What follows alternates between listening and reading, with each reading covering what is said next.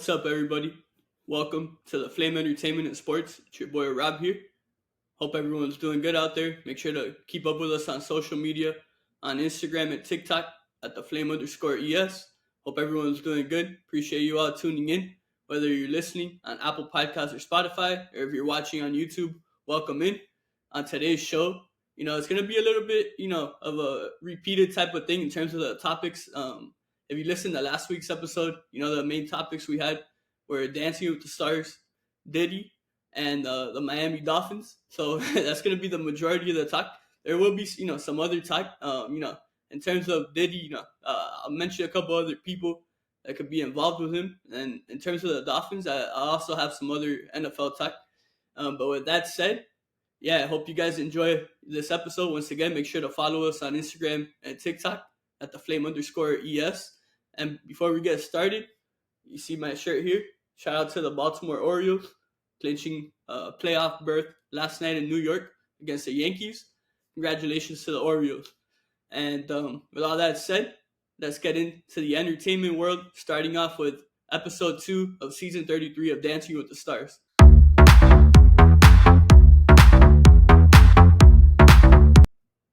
All right, guys, so now to give my thoughts on episode 2 of season 33 of Dancing with the Stars. So just to give a quick rundown for those of you that don't know. So how I cover Dancing with the Stars on here, I go couple by couple, beginning with the first couple that danced at the beginning of the night and ending with the final couple of the night. I give for each couple my score and the actual score they received from the judges. And that's pretty much, how it goes down here. With that said, it was a good, second episode of the season. I really enjoyed it. The standouts from episode 1 stood out once again in episode 2, and then there were some, noticeable improvements from some of the couples, when comparing their performances from night 1 to night 2. With all that said, the first couple of the night was Jen, Tran, the Bachelorette, and Sasha Farber. And Jen and Sasha coming into this competition. For those of you that listened to that episode a couple weeks ago, where I did like a Final Four preseason predictions that had Jen and Sasha in there. With that said, I haven't been as impressed as I thought I would be. But with that said, it's also, very, very early into the competition. We're 2 episodes in. But with that said, Jen and Sasha did start off the night. I thought it was, a slight improvement from their week 1 performance. So, obviously, at the end of the day, I think that's the goal, right, for each pro to see if their partner, their celeb partner, could improve, right, as time goes on and as the show, progresses forward. And with that said, Jen and Sasha, this was a better dance than their opening night performance. But with that said, I still was a little underwhelmed. I gave them a 20, and they received a 19 from the judges. So me and the judges were pretty much aligned on that first couple of the night. Following Jen and Sasha, we had Eric and Britt. Of course, Eric, the actor, brother of Julia Roberts, the dad of Emma Roberts, and this was Oscars night, and he is a Oscar-nominated actor, so it's pretty cool, that Dancing with the Stars has their own, Oscar-nominated actor dancing on Oscars night, right? So Eric and Britt, I would say it was an improvement from night 1, just like with Jen and Sasha. Like Eric, he actually danced better, I would say, in this second performance in comparison to the first one. But that said, I don't think they're gonna be I'm not predicting they'll be in the competition for the long haul. I don't think most people are, but just like I said with Jen and Sasha, improvement, right? This is a key here, and Eric and Britt did improve this week, so congratulations to them. I gave them a 16, and they received a 15 from the judges. So first 2 couples, and me and the judges are pretty much aligned, 1 point off, right? Then next up we had one of the best dances of the night, one of the best couples from night 1, and now one of the best couples from night 2, and that is Danny Amendola and Whitney. Of course, Danny, the Super Bowl champion, longtime NFL receiver, and Whitney, she's back in the ballroom after taking a little time off to, spend some time with her kids and with her husband and stuff. But Danny and Whitney, their first 2 performances have been amazing. I was blown away on night 1. And Danny, you could tell he took into account the criticism or the improvement needed, right, that the judges recommended after that first performance, which was, showing more of that personality, more facials and all that stuff. And I think Danny showed a lot of improvement in that area. This was this is Oscars night. I forgot to mention this. Each couple danced from an iconic song from an iconic movie, and they danced. Danny and Whitney, they danced to a song from Top Gun, and yeah, they did an incredible job. Danny was great as a dancer. He was great, pulling off that character that Tom Cruise plays, at Top Gun. I think Danny and Whitney, like I said, I was already blown away, right?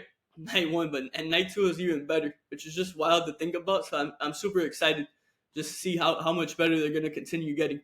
After Danny and Whitney, we had Anna and Ezra. Of course, Anna. She's the most controversial figure, right, on the show this season, and arguably the most controversial person, right, that's ever been on this show.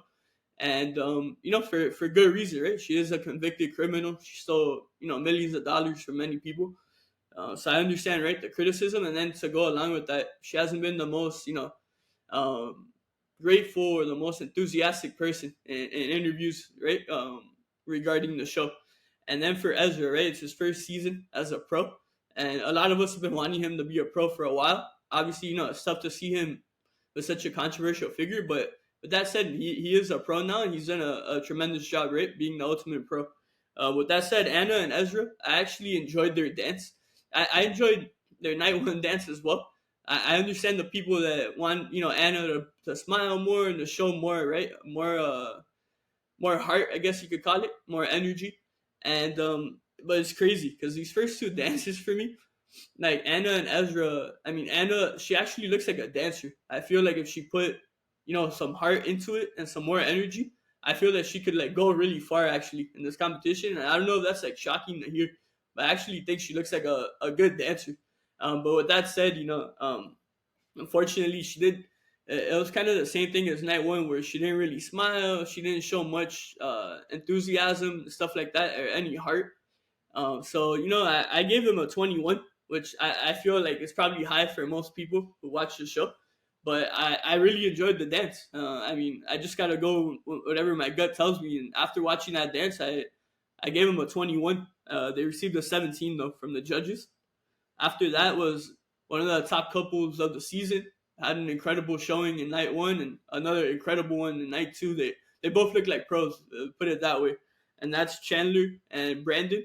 Of course, Chandler, the actress, she's in a couple of the zombie movies on Disney Channel, and she's most known for being in Pretty Little Liars Original Sin, which just got canceled actually after 2 seasons. But yeah, Chandler and Brandon ran on night one. I think we were all blown away by Chandler. She looked like a natural dancer, and then night two, she looked even more like a natural dancer. She looked like a professional ballerina out there alongside Brandon, and I think this is a couple that's gonna be there to the very end.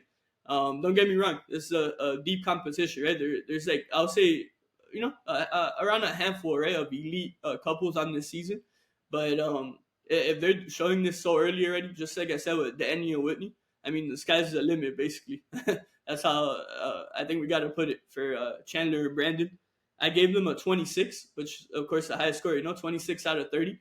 They received a 24 from the judges, so me and the judges were pretty much aligned there. Next up, we had Reginald and Emma, and it was an improvement for Reginald. Obviously, night one, the judges after seeing that dance, they wanted him to move more and stuff like that. Of course, he's 72, he's the oldest person on the show this season. With that said, though, he did show improvement, right? He had some movement, he had some kicks here and there, and Emma's just such a likable pro, and I've talked about her on here. You guys know how I feel about her. She's a great person, and she just brings out so much joy, and you could tell that Reginald and Emma, they've developed a nice friendship, and they're just having a great time together. With that said, I gave them an 18, and they received a 15 from the judges. Then next up was one of the elite couples on this show this season, Steven and Riley. Of course, Steven, the breakdancing Olympian, Riley, the young dancing sensation, like I always say. But yeah, Steven and Riley, wow, what an incredible performance. They're my second highest rated couple of the night. I gave them a 28 out of 30. They received a 22 from the judges, which I felt was low, but hey, they're doing a tremendous job, and they're only gonna keep getting better. After them was my top dance of the night, which was Joey and Jenna. Of course, Joey, the Bachelor, and Jenna, the mirror ball champion. And yeah, Joey and Jenna, they had an impressive showing on night one. They were the first couple of the season to perform, and I think they blew everyone away. And this dance was even better. Like Joey looks like a natural dancer, and him and Jenna together just have great chemistry. They're a great duo, great partnership together. And with that said, I gave them a 29 out of 30, and they received a 22 from the judges, just like Steven and Riley. But yeah, so my top, two dances of the night to get that over with were Joey and Jenna, then Steven and Riley, and then another couple that I covered already, which was Chandler and Brandon. I had them as my third highest rated couple of the night. After Joey and Jenna, we had Jenna's husband Val and his partner Phaedra Parks, the reality star from Real Housewives of Atlanta, The Traders. Then Val, one of the arguably the greatest pro to ever do it, right, in Dancing with the Stars history. And I think it was an impressive performance in my eyes. Night one, Phaedra impressed me, and I think night two she looked even better than night one. And with Val, alongside her, she's only gonna keep getting better. That's just how it goes with Val. With that said, I gave Phaedra and Val a 24, and they received a 21 from the judges. So they're right behind Steven, right behind Joey there on the leaderboard, and I think Phaedra and Val, you could kind of call them the dark horse couple to win it all this season. After Phaedra and Val, we had Tori and Pasha. Of course, Tori Spelling, the legendary TV actress from 90210, and Pasha. He's had some of my favorite couples of all time on this show's history. Pasha's been the pro, and that was with Kate Flannery, who played Meredith on The Office, and with Ariana Madix last season, the reality star, Love Island host, Broadway star, all of the above. But yeah, Tori and Pasha, I saw a lot of improvement. I enjoyed their performance in night one. I felt like it was in the middle of the pack, and I felt the same thing, on night two. But I did see a lot of improvement from Tori. With that said, I gave them a 19, and they received a 19 from the judges. Following them was one of the elite couples of the season, Dwight and Daniela. Of course, Dwight Howard, the NBA champion, all-star defensive player of the year, all the accolades. And Daniela, she goes basically to the finals every single season. She won with Iman Shumpert a couple of years ago.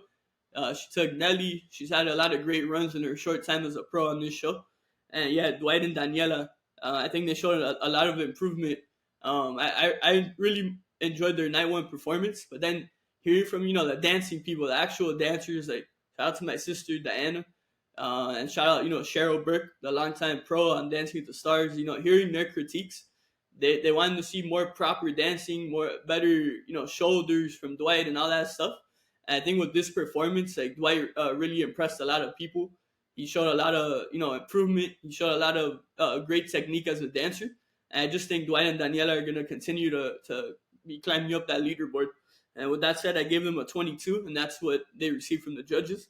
Following Dwight and Daniela, we had Brooks and Gleb, who are allegedly a couple. And I don't think anyone was shocked by that. At first, I thought it was just going to be the show, trying to make it seem like they're a couple. Then actually today, I record these on Wednesdays, and they come out on Thursdays, right? Right now, it's Wednesday, September 25th, 4:19 p.m. Eastern Time. A couple hours ago, a video was circulating around Twitter. I don't know who recorded it. I don't know the original poster of it. But with that said, it was a video last night of Brooks and Gleb behind the scenes giving each other a kiss. So, they could be a couple, so good for them, and I wish them the best. With that said, we saw a lot of improvement. I think this is arguably the most improved couple from night one to night two. And night one, it wasn't bad at all, but it wasn't great. It was kind of like a hit or miss, if you want to call it that. But I felt night two was actually pretty good. It was actually, they kind of put themselves in that middle tier. If that makes sense, but I didn't expect such a drastic improvement, right, for Brooks and Gleb from night one. From what I saw in night one, I thought they would be better, but I didn't think they'd be this much better already. So I'm excited to see what Brooks and Gleb end up doing. With that said, I gave them a 20, and that's exactly what they received from the judges.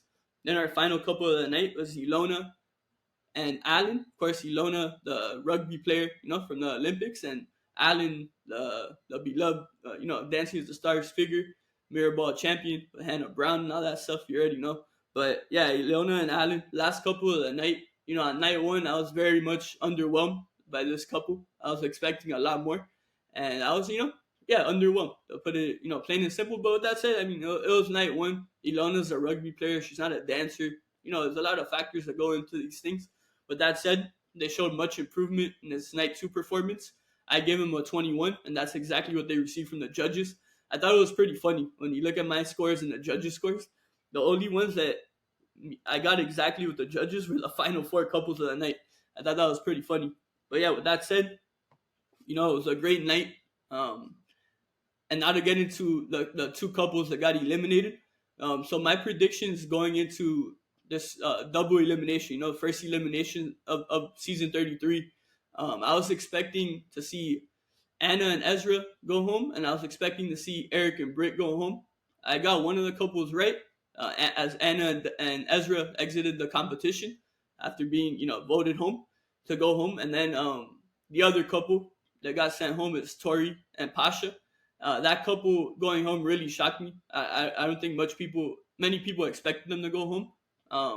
I know people, don't get me wrong, I'm not saying they're at the top of the leaderboard, they're one of the best couples, but I felt I never, the thought never crossed my mind, basically, to put it that way, right? That Tori and Pasha could possibly be going home on night one. So that very much shocked me. That Anna and Ezra, like I said, that was in one of my predictions, so that didn't shock me at all. I just felt that with Anna, it doesn't have anything to do with the dancing. It's just she hasn't shown any appreciation or respect or gratefulness, right, to Dancing with the Stars for the opportunity. She never really showed any, at least publicly, she never showed any grace or respect to her pro Ezra Sosa.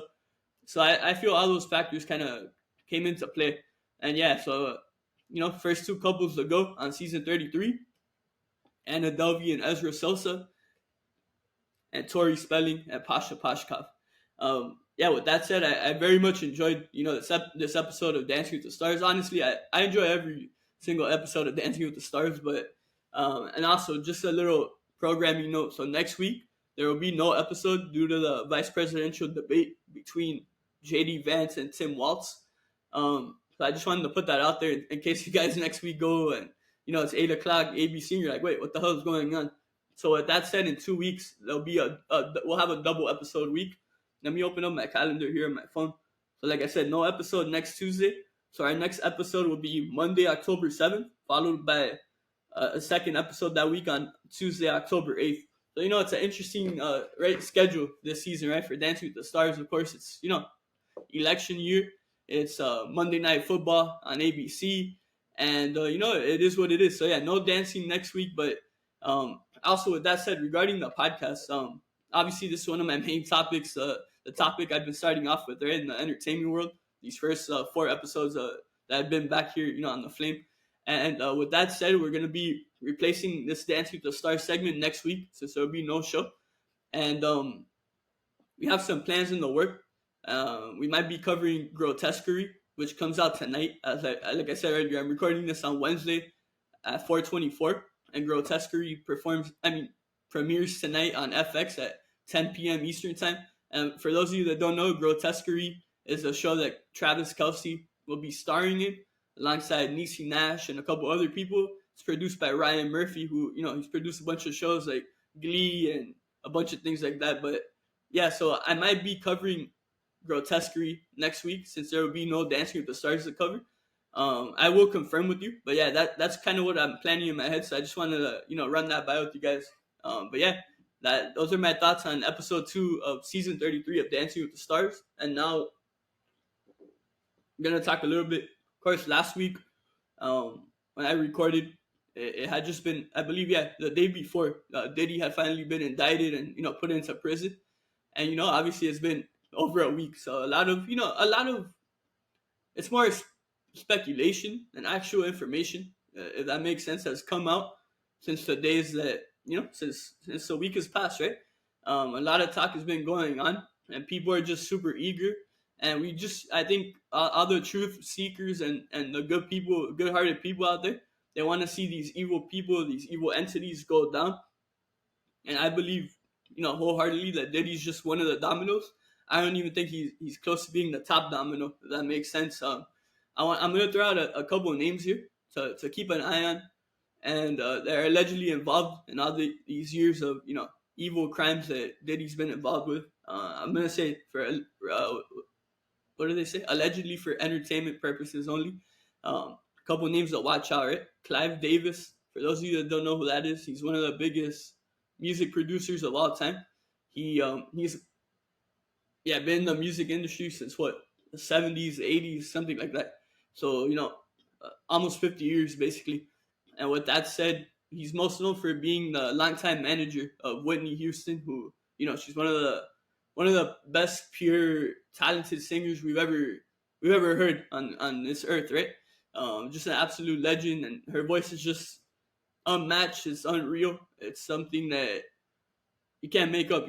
Like Whitney Houston's voice was incredible. So yeah, that's what Clive is most known for. But that said, I really wanted to talk about him first because, I've been doing a lot of research, right? To prepare for this podcast episode because I want to put out this information to just make people aware, right? And I'm not expecting people to know all this stuff because I've just been doing a lot of digging and research. I understand for those of you who don't have interest in doing that, that's why I'm going to give you this information now. So yeah, Clive Davis, watch out for him. Allegedly, so Diddy, I didn't know this. I found this out yesterday, years ago. Diddy was actually fired from his first job with a big, record label. It was called Uptown Records. He was fired from that. He was basically, broke. He was hungry. He didn't have much, and then he was helped actually. Go away from Clive really quick, but he was actually helped by ASAP Ferg, the father of ASAP Ferg. ASAP Ferg, of course, a rapper. But yeah, I just wanted to throw that in there. So ASAP Ferg's father, right? He's the one that really helped Diddy. He gave him money when Diddy needed it. He gave him a chance, right? But that said, Diddy used that money. He got connected, and then that's when Clive Davis comes into the picture. Allegedly, so Bad Boy Records, which of course is Diddy's longtime record label. Allegedly, the biggest backer, right, financial backer, investor, whatever you want to call it, was Clive Davis. And the alleged reports are that, I don't know how to word this on here. The alleged talk is that Clive and Diddy have been having encounters, sexual encounters, right, for many years, and allegedly, Diddy's been basically doing whatever Clive's wanted him to do for all those years, and that's why Diddy got his own record label, and that's why he's had so much power over the years. Allegedly, Clive Davis is one of the biggest reasons for that. And so remember that name, Clive Davis. A couple other names I want to talk about here. Jay-Z. I mentioned him briefly, on last week's episode. But yeah, Jay-Z is a big domino that I believe will fall sooner rather than later. From what I'm hearing from certain interviews, and just stop really quick about Jay-Z. I want to shout out two people who've been preaching all this stuff about Diddy and all these people for over 4 years, and they're talked down upon. I found out about them recently, but their names are Jaguar Wright. Jaguar Wright is a longtime singer, longtime writer in the industry. She made music, wrote lyrics for, worked with Diddy, worked with Jay-Z, Beyonce, a lot of, big time, powerful artists. And then there's Gene Deal, who was a longtime bodyguard, main bodyguard for Diddy, really during the 90s. And, really when he was Puff Daddy and Puffy, and then he left before he changed his name to Diddy.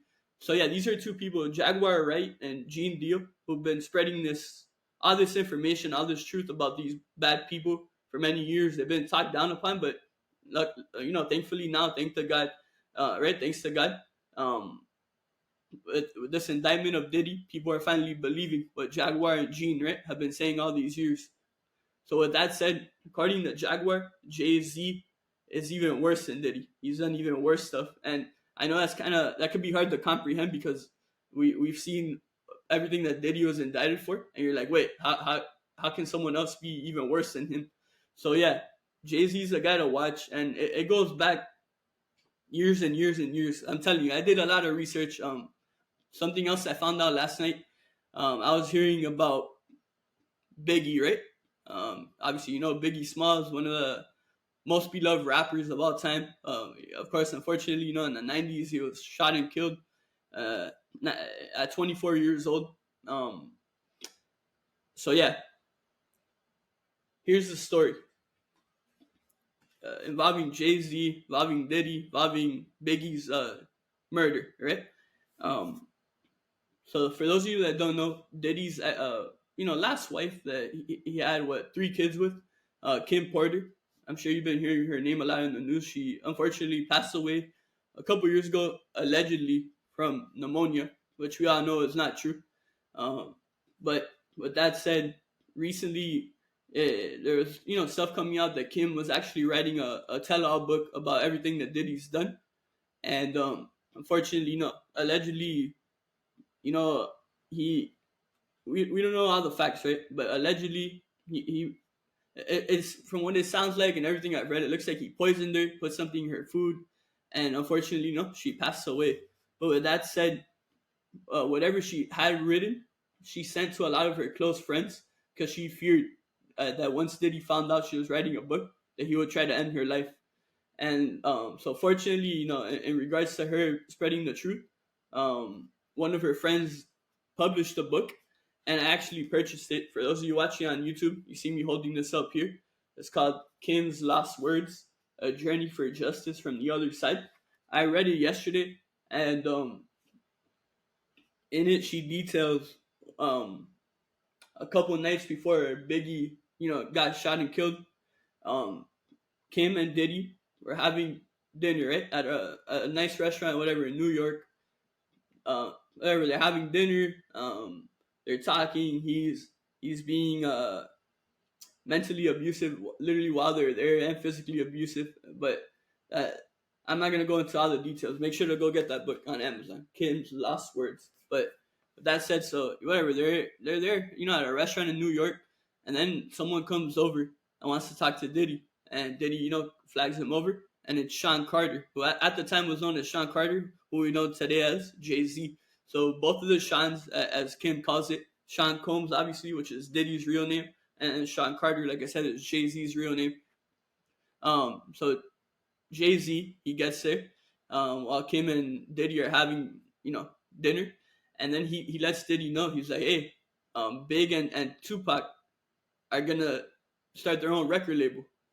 And to put more context, right, into the story, Big, at that time, Biggie, he was signed to Bad Boy, right, with Diddy, and then Tupac, he wasn't signed to Bad Boy, but you know, um, Jay-Z was allegedly at that time one of Biggie's best friends.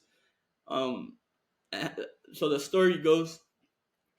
So Jay-Z tells Diddy this information, and then Diddy is basically like, "Why are you telling me this? Isn't he your boy? This and that." And then Jay-Z, to cut the story short, Jay-Z tells him, "I want his spot." Um, so obviously, I guess you can put the rest in. You can put the rest of the story together in your head, right? So basically, Kim is alleging in this book that Jay-Z ratted out on Biggie so that Diddy could kill him, so that Jay could have this spot. And I mean, it makes sense when you think about it, right? Like all these years later, right? Jay-Z and Diddy, right? They've been at the top of the rap game. So yeah, that's just one of the stories involving Jay-Z.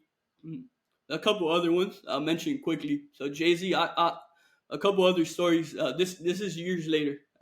It's like early 2000s when he's blowing up as Jay-Z and top rapper in New York, all that stuff.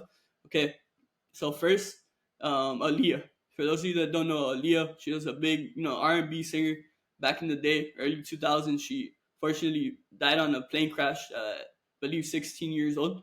But basically, at the start of her stardom, there was basically an alleged battle to sign her to a record label between it was kind of between Jay-Z, Diddy, R. Kelly, all these alleged evil people. And with that said, it's alleged that at that time when Aaliyah was around 15 or 16, her and Jay-Z were hooking up, they were dating, and then years later, another girl comes out of a band, right? A big time girl group, Destiny's Child, right? And what's her name? Beyonce. Beyonce knows. Beyonce leaves the group and she starts I don't know, she gets connected with this guy named Jay-Z, and then when she turns 18, all of a sudden they're a couple. But what's alleged is that Beyonce and Jay-Z were hooking up since she was around 15 or 16. So yeah, those are just three stories, quick stories I wanted to put out there to give you guys some context about the type of person Jay-Z allegedly is. Um, so yeah, Clive Davis, Jay-Z. I mentioned Jaguar, right? Gene Deal. There's a lot of stuff. The thing is, like I said, a lot of it is speculation. There's not a lot of concrete proof as of yet, right? There's a lot of talk about Ush. I mean, here are a couple of the alleged young victims. A lot of people have been talking about, and Kim's book, she even mentions them. A lot of alleged stuff that Diddy did some bad stuff, right? Bad sexual stuff to Justin Bieber when he was a minor, to Usher when he was a minor, and then a name in Kim's book that hasn't been mentioned at all for some reason. He also did some alleged bad stuff to Lil Bow Wow, right, as a minor. And I guess it kind of makes sense when you look at Lil Bow Wow's career. I guess he didn't want to bow down to these evil people, right? Because Lil Bow Wow, when he first started, right, early 2000s, a young kid blowing up in music, it was kind of like something, people had never seen. Like this little kid, in rap, and he was like a superstar. He had the Like Mike movie, one of my favorite, sports movies of all time. And then people wonder, like, where's Bow Wow? Why didn't his career get, keep going big? Like, we all thought he would turn out to be a superstar. You put this together, like, maybe Bow Wow didn't want to be involved with all these bad people. He didn't want to have to do stuff that he wasn't comfortable with doing, or he wasn't comfortable with these people doing stuff to him. So yeah, that's just a couple things. If I keep going on this Diddy tangent, I feel like we'll be here for over an hour. So I'm gonna cut it there, right, for today's episode. But make sure to keep tuning in. Every Thursday morning, 9 a.m. Eastern, 6 a.m. Pacific, 8 a.m. Central. New episodes out. Flame Entertainment and Sports will continue to monitor and cover Diddy on here. But that said, it's gonna wrap up today's entertainment portion of the show. And now we'll move on to some sports talk, starting, talking mainly about the Miami Dolphins. So yeah, let's talk some Dolphins. So obviously, it's been a rough start to the season, to say the least, right? For the Dolphins. Obviously, week one, we had that great come from behind victory, down 17, 17-7 at halftime against the Jaguars. We shut out the Jaguars in the second half. Our offense finally comes alive. The 80-yard TD to Tyreek. Jason Sanders wins the game. Last play of the game on the field goal. We're 1-0. We're happy. We're excited. Next week, it's going to be prime time against a team that we haven't been able to overcome. And obviously, we all know how that turned out. We got killed by the Bills. Tua got concussed again. A bunch of injuries. It was just an absolute crap show, right? Then we come week 3, Skylar Thompson, backup quarterback. He's been here for 3 years. We know he was starting, obviously, with Tua being out with a concussion. Heading into Seattle, 2-0 team with a rookie head coach, Mike McDaniel. And, we go out there. Our defense does a tremendous job, by the way. Shout out to Anthony Weaver. As each week comes, right? Each game comes. Weaver, our brand new defensive coordinator, he continues to show improvement. And what he continues to show that I love the most is that he knows how to adjust at halftime. All the mistakes we do in the first half and the second half, they're completely gone. He cuts them all out. He figures out what we have to do to get the job done. So shout out to Anthony Weaver for that. And with that said, I wish the same could be said about our head coach, Mike McDaniel. Fortunately, McDaniel, this game, it was a lot of same old year 3, same thing, different game when you think about it. On offense, right? A lot of short yardage situations, right? So a lot of our drives started off running the ball, giving to Devon Achane. He got the majority of the bulk of the carries. One of the main reasons, obviously, Achane's just great, and he's a great playmaker, but also Raheem Mostert's out. Jeff Wilson was there, but we don't really give him that many chances. Jalen Wright, the rookie, we haven't really given him that many chances. So Achane, we're feeding him. He's running that ball, averaging, I think, 4 or 5 yards per carry. Great, doing great. Then we got into short yardage, 2nd and 1, 3rd and 1, whatever you want to call it. Then he's doing freaking play action passes here. When So, okay, so you move down the field, you're getting these big chunk plays through the running game, but okay, you need 1 yard. Yeah, no, let's do a deep pass, let's do play action. McDaniel's been doing this since year one, so it's very frustrating. Look, if he was a rookie head coach, I'd be like, look, hey, this guy's never been a head coach in his life. We got to give him time. All right, next second year, man, what the hell is going on? Like, I mean, he's not improving, but hey, it's only his second year. Hey, we got to be patient. Hey, this is year 3, and it's the same BS all over again. It gets frustrating. So, with that said, the Dolphins lost the game 24-3. The score, if you didn't watch it, could be very, very deceiving, because in the fourth quarter, literally till the fourth quarter, we had a chance to stay alive in that ball game. Our defense made stop after stop, but unfortunately the offense never got anything going. Another thing that happened, what was it? I think late third quarter or early fourth quarter, Skylar Thompson goes down, and it was scary. I was like, oh my gosh, another bad injury. He was down for a while. They go to commercial break, and they come back. He's still down. I was like, oh man, poor Skylar. You could tell something was wrong with his chest, and unfortunately, he has a chest injury, and it looks like he'll be missing the week 4 game now against Tennessee. But with that said, Tim Boyle, who was on our practice squad and got elevated to the roster due to Tua's injury, he came in and he actually looked really good. He he looked good. He looked accurate. He was smart. Unfortunately, though, his weapons didn't help him whatsoever. So we're in the early fourth quarter. We're down, what was it, 17-3, right? We're in the red zone. This was what, fourth and goal. Boyle throws a perfectly thrown pass, corner of the end zone, to Durham Smythe, the tight end. Right in his hands, he drops it.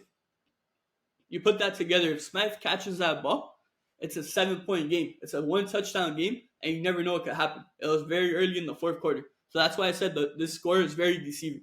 And I'm not trying to take away credit from Seattle. Look, they got the job done. They're 3-0. But, hey, our defense gave us so many damn chances to be able to win this freaking game.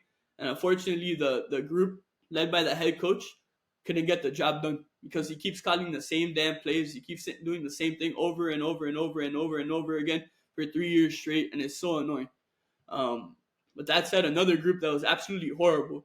But it shouldn't shock anyone if you really pay attention to this stuff and you know what's been going on here. Yeah, so McDaniel, when he came in, right, 3 years ago, obviously, brings in his own staff, hires his own people. He brings in Danny Crossman, right, to be the special teams coach. Year 1 comes, special teams a disaster. People were already calling for Crossman to be fired. Year 2 comes, special teams is even worse. And people are like, hey, all right, no, McDaniel will finally do it now. Come into year 3, he keeps Crossman. And this game, our special teams look like an absolute freaking joke. Like I said, it shouldn't shock anyone, right? Because it's the same coach we've had here. And all the special teams has done has gotten worse as Danny Crossman's been here with Mike McDaniel.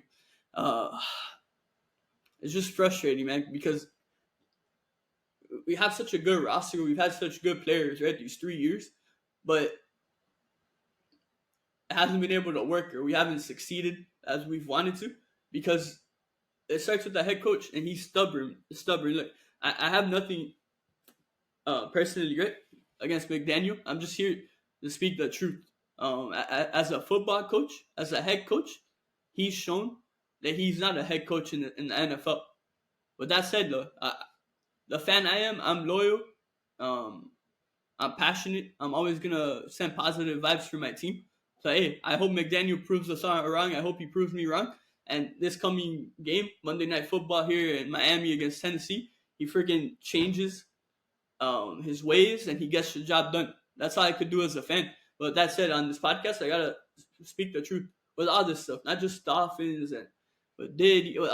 Everything I talk about here, I'm just trying to state the facts and trying to state the obvious that people won't admit because they're scared of getting criticized or canceled or whatever the hell they're worried about. So yeah, sorry. I know I went a little off there, but I mean, like I said, I gotta say what's in my mind and my heart, So yeah, with that said, Dolphins, lost 24-3. We fought a 1-2 on the year. Now week 4. Now our second primetime game of the season. It'll be here at home at Hard Rock Stadium against the Tennessee Titans. Shout out to Nashville. I love Nashville, but yeah, it'll be Monday Night Football, 7:15 actually. It'll be kickoff because it's gonna be second week in a row where there's 2 Monday Night Football games. So yeah, we play Tennessee, and 4th game of the season, we're gonna be playing with our 4th different quarterback. As I record this on Wednesday, a couple hours ago, it was announced that Tyler Snoop Huntley will be starting at quarterback for the Miami Dolphins. Who would have thought? So week 1, it was Tua. Week 2, Tua starts and Skyler comes in. Week 3, Skyler starts and Boyle comes in. And now week 4, Huntley starting. It's mind-blowing. 4 different quarterbacks in 4 weeks. But yeah, Tyler Huntley's going to be at the helm there. But at the end of the day, it doesn't matter if it's Tua, Huntley, Tom Brady, Donald Trump. It doesn't matter. At the end of the day, if Mike McDaniel doesn't change his ways, it's not going to make a difference, whoever's playing that quarterback position. So yeah, that's going to wrap up my thoughts on the Dolphins. I want to talk about some other teams around the league. I want to talk about the Minnesota Vikings, the start they've had to the season. They just picked up their 3rd win of the year. They're 3-0. And Sam Darnold is playing absolutely incredible. For those of you that don't know, coming into the season, Darnold was signed to Minnesota as their backup because they drafted J.J. McCarthy early in the 1st round out of Michigan. Unfortunately, in preseason, McCarthy goes down. Darnold becomes the starter. And right now, they're looking like arguably the most consistent team in the league. And with that said, look, I just talked Darnold. And look, their offense has been great. You know, they brought in Aaron Jones, a long-time Green Bay Packer. Justin Jefferson seems to have great chemistry with Darnold, and it's going good. With that said, though, right now they have the best defense in the league, and that's ultimately why they look like the most consistent unit in all of football. And, you know, we got to shout out our ex-head coach here, Brian Flores, the old Dolphins coach. He's back to playing calling defense. And look, even in his time in Miami, we all knew, like defensive-wise, Flores is incredible with that stuff. So, you know, shout out to Brian Flores. He's doing a hell of a job there, calling the defense for Minnesota. Of course, Minnesota brought in one of Flores' old guys from Miami, Andrew Van Ginkel, one of my favorite players in the league, the outside linebacker, pass rusher.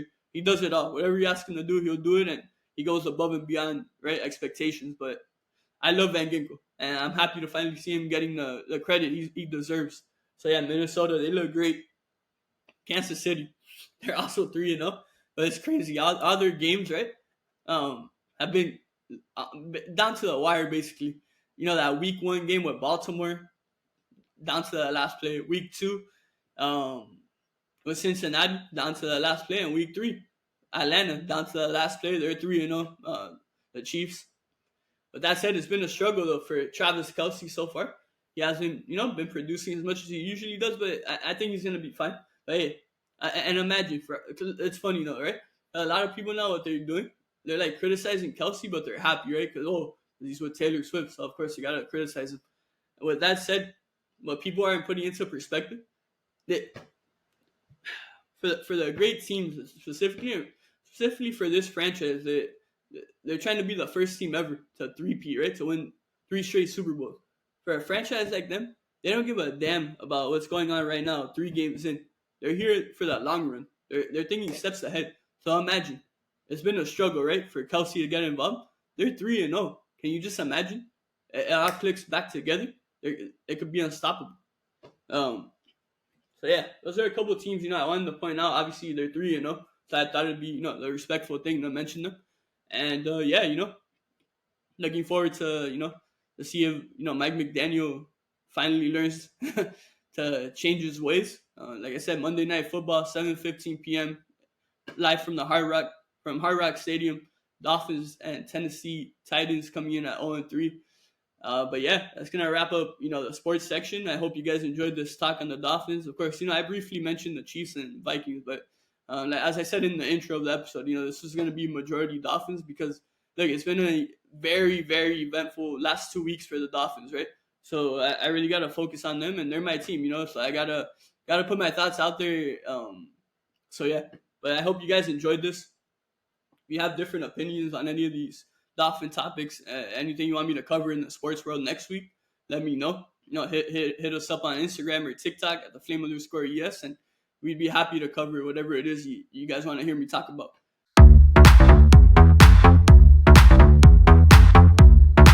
All right, guys, thank you so much for tuning in to today's episode of the Flame Entertainment and Sports. Make sure to follow us on Instagram and TikTok at the Flame_ES. Once again, Instagram and TikTok, the Flame_ES.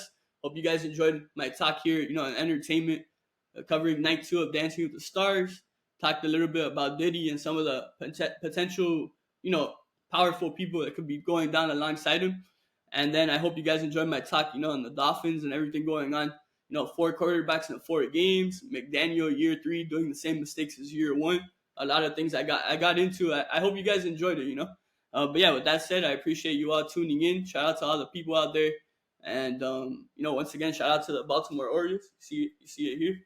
You see the logo here on YouTube if you're watching. Wearing a shirt here of the Orioles. But yeah, they clinched a playoff berth, and as the playoff comes, within a week, basically. We'll be covering some baseball, little by little, with October baseball coming around. But yeah, with all that said, thank you guys so much. Whether you're watching on YouTube, listening on Apple Podcasts or Spotify, I appreciate it. Take care, be safe, have fun. Until next time, everyone, take care.